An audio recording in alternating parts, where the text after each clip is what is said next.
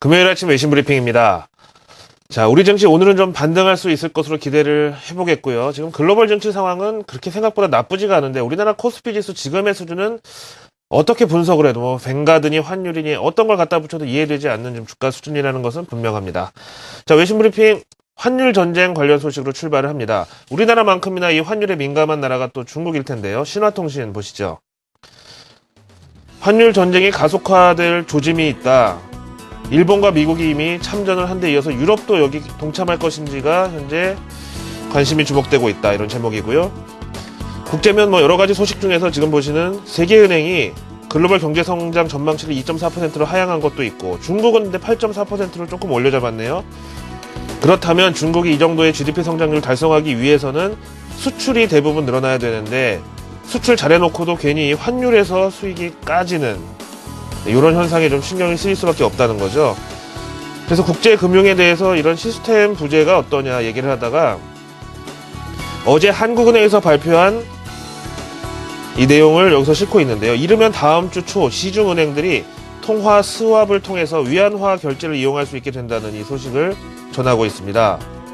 그래서 한국 수출 기업들이 위안화 결제 수요가 증가할 것이고 위안화 수요도 함께 증가할 것이다 이렇게 보는 거죠.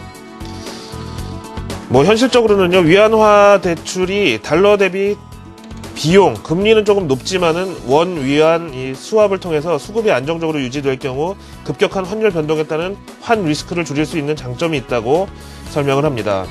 뭐 이런 팩트야 뭐 사실 우리나라 언론을 통해서도 다 확인할 수 있는 사실인데요. 과연 중국 측의 입장은 무엇인지, 그래도 이 관영 언론인 신화통신의 논조에 대해서 좀 행간을 잘 읽어보려고 노력을 했는데요.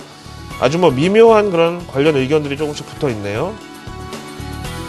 두 가지로 말씀드리면은요. 먼저 중화사상 이런 표현에서도 대충 알 수 있듯이 중국이 좀 뭔가 어깨에 힘이 들어간 그런 분위기인데요. 다시 말하면은 이제 대한민국을 필두로 해서 적어도 동아시아권에서는 달러화 대신 중국 위안화가 국가 간 통상거래에 있어서 기축통화가 되지 않을까, 여기에다 의미를 두고 있고요. 반면에 일본을 비롯해서 대부분의 나라들이 지금 내심 자국 화폐 가치 절하를 직간접적으로 지지하고 있는 상황에서 위안화 가치는 이에 따라서 어떤 영향을 받을지에 대해서 조심스러운 입장입니다.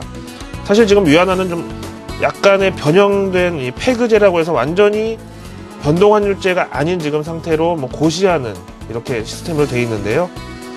어쨌든 이렇게 시장에서의 가격 결정 기능이 약화되면 평가 절하될 수도 있고 뭐 그런 상황이죠. 그래서 우리나라 또 원화는 여기에 따라서 상대적 가치가 어떻게 변하느냐, 이것도 참 복잡하죠. 저도 참 제일 어려운 게 이 바로 환시, 외환 시장입니다. 뭐 거시 경제나 펀더멘탈 이슈는 진짜 책이라도 파고 앉아 있으면 어떻게 좀 감이 잡히긴 하는데 이 통화와 환율에 대해서는 저뿐만 아니라 국내 전문가들도 일기예보가 아닌 교통방송 수준의 이 내용을 내놓을 수밖에 없는 것이 안타까운 점이죠. 그래서 위안화 환율도 앞으로 좀 지켜봐야 되겠습니다.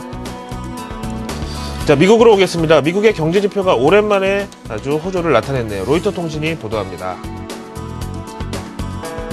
바로 오늘 발표된 주간 실업수당 청구 건수가 5년 내 최저 수준으로 내려앉으면서 이제 미 실업률은 본격적인 하락 추세에 접어들지 않았나, 이런 기대감을 불러일으켰고, 이어서 상무부가 발표한 주택 착공 건수 12월 결과 역시 2008년 6월 이후 최고 수준을 기록하면서 이거를 글쎄 결자 해지 차원이라고 해석할까요? 미국을 비롯한 글로벌 금융위기가 미국 주택시장에서 비롯됐는데 이제는 반대로 미국은 물론이고 글로벌 경제를 지원하는 스위스팟, 우리말로 든든한 좀 지원군, 이렇게 될 것이라는 컨센서스가 또 한번 형성이 됐네요.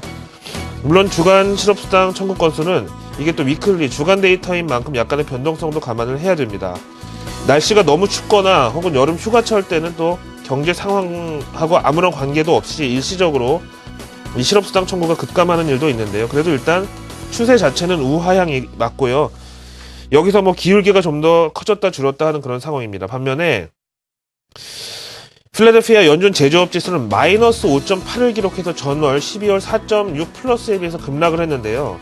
12월이야 뭐 원래 미국 경제 계절적 호황기니까 그랬다 치고요. 1월에 좀 하락을 예상하긴 했지만 낙폭이 너무 컸다는 거죠. 근데 미국의 제조업 지표는 주로 원재료를 생산하는 중국의 수출이나 산업 생산을 보면 대충 감이 온다고들 하는데요. 이제 중국이 바닥을 찍고 턴했다는 시각이 지배적이니까 이런 나비 효과가 태평양을 건너가려면 조금의 시차는 감안을 해야 되겠죠. 다음 내용 보시겠습니다. 블룸버그 통신에서 연준 임원의 인터뷰 내용을 전하고 있습니다. 어제 나온 CPI, 우리말로 소비자 물가지수를 봤을 때는 연준의 양적 완화가 한동안 조기 종료될 가능성은 적다고 판단이 또 들었는데, 앞서 보신 오늘 주택하고 실업지표 상당히 견조한 이 개선 추세를 보니까 또 생각보다 조기에 연준이 이 출구 전략의 재수추어를 좀 취할 가능성이 있는 것도 같고, 이렇게 하루들이로 연준 양적 완화에 대한 전망이 널뛰게 하듯이 달라지는데요. 지금 보시는 데니스 로카트 아틀란타 연준 총재는 올 2013년 중순까지는 현행 월 850억 달러 규모의 연준 채권 매입이 지속될 수 있다고 강조를 했습니다. 지난 QE2가 6천억 달러였었잖아요. 근데 월 850억 달러씩 올해 7월까지라고 가정을 하면은 올해만 총 5,950억 달러의 양적 완화 효과를 일단은 기대할 수가 있는데요. 이 데니스 로카트는 연준 내에서 약간 비둘기파에 가까운 중도파의 한 사람이라는 걸 또 감안해야 되겠죠. 근데 이 채권 매입이 종료된다고 해도 연준의 현행 사실상 제로금리는 이미 2015년까지로 못 박아놓은 상태이기 때문에 큰 우려는 없다고 봐야 됩니다. 쉽게 말해서, 쉽게 표현하면 팔당댐에서 이 당장 수문을 닫아도 저기 저 강 하류까지는 오랜 시간 계속 물이 흘러내려가는 그런 현상을 감안한다면은 채권 매입이 종료되더라도 다분히 이거는 선제적인 조치를 받아들이는 게 맞고요. 대신에 지금 연준 채권 매입의 조건이 실업률 약 1% 정도 현 수준에서 하락이니까 채권 매입이 조기 종료되면 그만큼 미경제 회복세가 빨라서 이제 중환자실에서 생명보조장치를 떼어내도 되겠다는 판단하에 일반 병실로 내려왔다 정도로 보면 되죠. 강제 퇴원이 아니고요. 아무튼 블룸버그 통신에서 개최한 이 포럼, 이 자리에서 데니스 로카트 아틀란타 연준 총재는 이제 앞으로 다가올 부채 한도 협상에 대해서도 의회에서 결국은 타결될 것이고, 그 근거로는 워낙에 이 당위성이 크게 형성되어 있는 사안이니까 민주, 공화, 양당 모두 결국 부채 한도 상향 외에는 다른 방도가 없을 것이다, 이렇게 밝혔습니다. 금요일 아침 외신 브리핑이었습니다.